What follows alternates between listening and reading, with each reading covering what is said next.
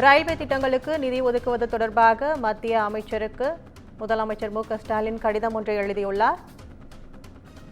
இது தொடர்பான கூடுதல் விவரங்களை தலைமை செய்தியாளர் சிவா வழங்க கேட்கலாம். சிவா, அந்த கடிதத்தில் என்ன மாதிரியான விவரங்கள் இருக்கிறது?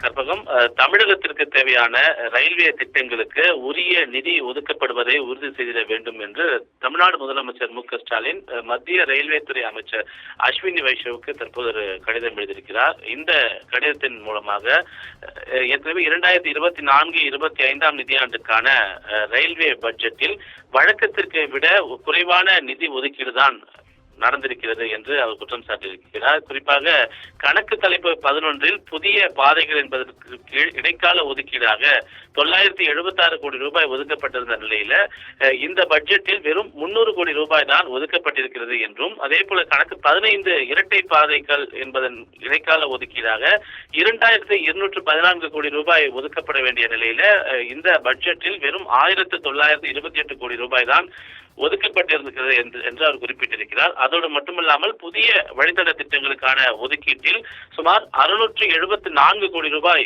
அளவிற்கு அதிரடியாக குறைக்கப்பட்டிருப்பதாக அவர் குற்றம் சாட்டியிருக்கிறார்.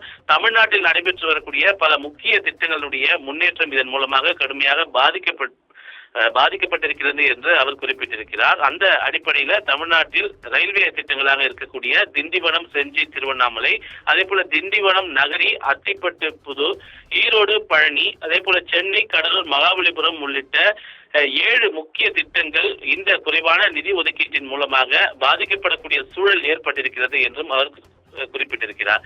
இரட்டை பாதை திட்டங்களுக்கு நிதி ஒதுக்கீட்டை 285 கோடி ரூபாய் அளவிற்கு குறைத்திருப்பதாகவும் முதலமைச்சர் மு.க.ஸ்டாலின் குற்றம் சாட்டியிருக்கிறார். தமிழ்நாட்டில் மிகவும் அத்தியாவசியமாக இருக்கக்கூடிய இரட்டை பாதை திட்டங்களை செயல்படுத்துவதை தாமதப்படுத்தக்கூடிய நோக்கில் இது போன்ற நிதி ஒதுக்கீடு என்பது குறைக்கப்பட்டிருக்கிறது என்றும், அந்த வகையில் தமிழகத்தில் இரட்டை பாதை ரயில் திட்டங்களாக பணிகள் மேற்கொண்டு வரக்கூடிய விழுப்புரம், திண்டுக்கல், திருவள்ளூர், அரக்கோணம், ஓமலூர், மேட்டூர் அணை, திருவனந்தபுரம், கன்னியாகுமரி உள்ளிட்ட பல்வேறு பணிகள் இதன் மூலமாக பாதிக்கப்படக்கூடிய சூழல் இருக்கிறது என்றும் அவர் குற்றம் சாட்டியிருக்கிறார்.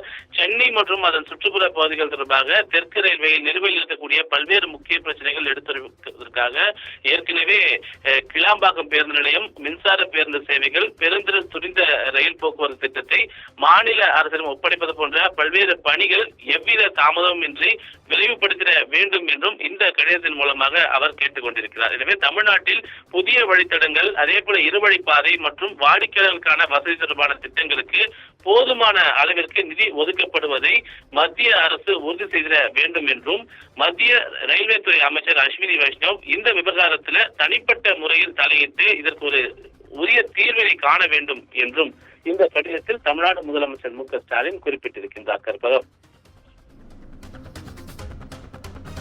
உங்கள் விவரங்களுக்கு நன்றி சிவா.